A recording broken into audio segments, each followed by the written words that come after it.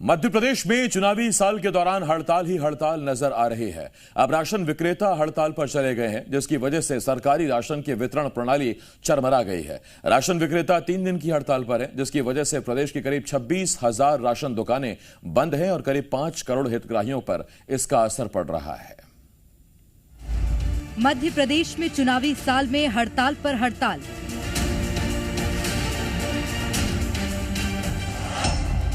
अब राशन विक्रेता भी 3 दिन की हड़ताल पर गए।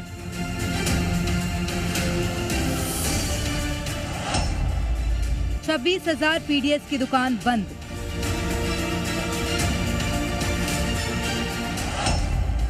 एमपी में 5 करोड़ हितग्राही प्रभावित।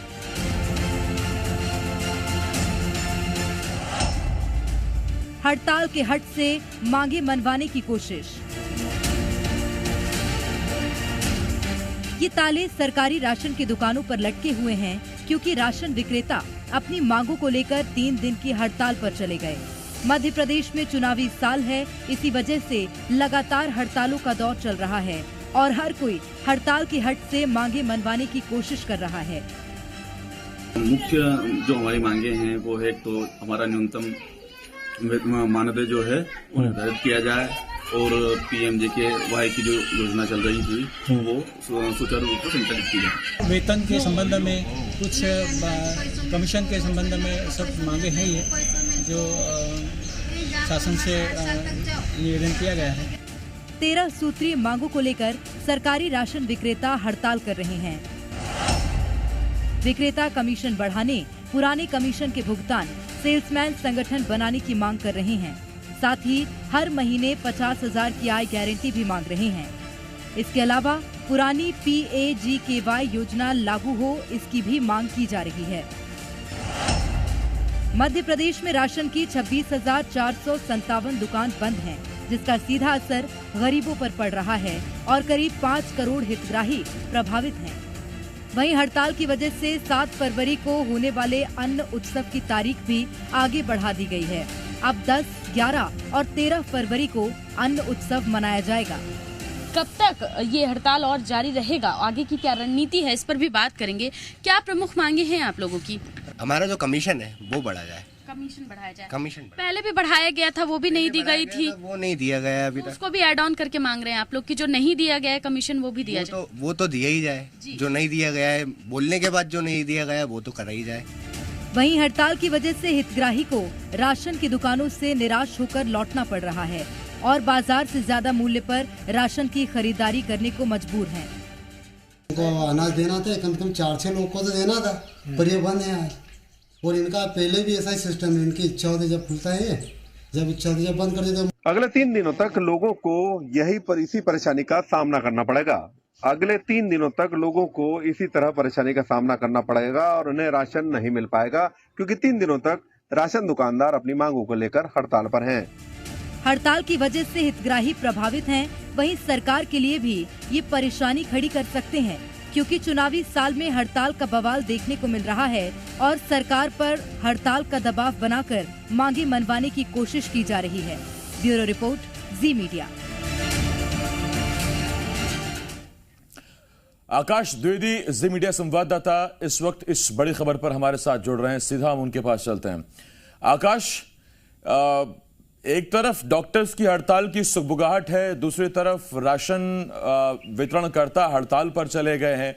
यही तो बेसिक सुविधाएं हैं, मूल सुविधाएं हैं, रोटी, कपड़ा, मकान, चिकित्सा। अगर ये सब हड़ताल पर चले जाएंगे, क्या करेंगे?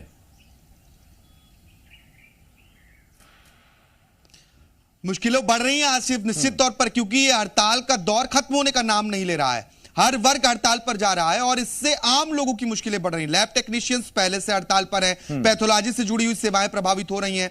दूसरी ओर देखिए, चिकित्सक हड़ताल की तैयारी कर रहे हैं और आज से तो जो राशन विक्रेता हैं पीडीएस की दुकानों पर, वो हड़ताल पर चले गए हैं। दरअसल ये चुनावी साल है, तो प्रेशर पॉलिटिक्स के जरिए लोग अपनी मांगों को मनवाना भी चाहते हैं कि उनकी मांगे किसी तरीके से पूरी हो जाएं। अब जो राशन विक्रेताओं की, सेल्समैन की हड़ताल है, उनकी प्रमुख मांग यह है कि उनकी कमीशन बढ़ाई जाए। दरअसल अभी जो वर्तमान राशि है 70 रुपए प्रति क्विंटल के हिसाब से उन्हें कमीशन दिया जाता है।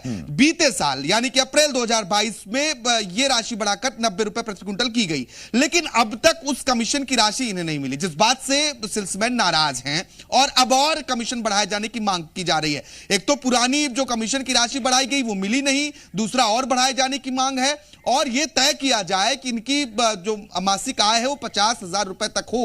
ये इन तमाम मांगों को लेकर आज से 3 दिनों की हड़ताल है और आज का दिन इसलिए चुना गया है क्योंकि आज मध्य प्रदेश में अनुत्सव का दिन होता है। अनुत्सव का दिन होता है तो हितग्राही ज्यादा पहुंचते हैं, उन्हें उम्मीद होती है। अब ऐसे में हड़ताल के चलते तमाम जो हितग्राही हैं, गरीब हैं, वो मायूस होकर पीडीएस की दुकानों से लौटे हैं और यह सिलसिला 2 दिन तक और चलेगा। इसके बाद ये काम पर वापस आने की बात कह रहे हैं, लेकिन आते हैं या नहीं आते हैं ये देखना अहम होगा।